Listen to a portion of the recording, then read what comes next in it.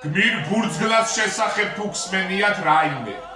უცნობი გმირების მეორე ნაწილში მინდა გესაუბროთ მიხეილ ბაჩუკი ბურძგლას შესახებ, რომელიც 1971 წელს დაიბადა, 1988 წელს ჩააბარა პოლიტექნიკურ უნივერსიტეტში, თუმცა ბრძოლის შინით გაჩენთილი ახალგაზრდა ბიჭი ჩადგა სამშობლოს სამსახურში 1992 წელს, როდესაც მესამე კურსი დაასრულა და წავიდა აფხაზეთში საბრძოლველად. თანასწორო ბრძოლა შედგა გაგრის სოფელ კოლხიდაში.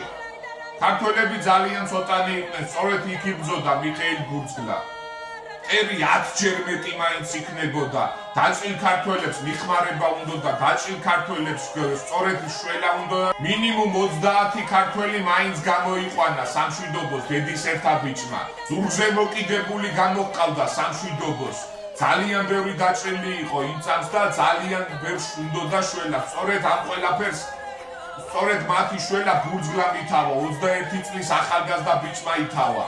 ძალიან ბევრი ქართველი სამშვიდობოს გამოიყვანა. თვითონ სამწუხაროდ დაქირავებული ჩეჩენის სნაიპერის ტყვიამ შეიწირა. დედის ერთა ბიჭს სამწუხაროდ დედა 90 წელს უკვე გარდაცვლილი ყავდა, ვერ მოესწრო ერთადერთი შვილის სიკვდილს. ხოლო მამა დარდისგან დაბრმავებული მამა 2014 წელს გარდაიცვალა.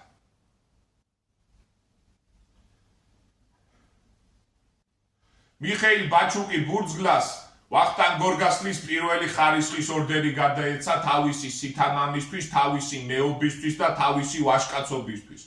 გაუმარჯოს გმირებს, გაუმარჯოს საქართველოს, გაუმარჯოს მიხეილ ბაჩუკი ბურძგლას, რომელმაც თავისი სახელი უკვდავყო თავისი ბრძოლით, თავისი მეობით, თავისი ქართველობით, თავისი ვაჟკაცობით.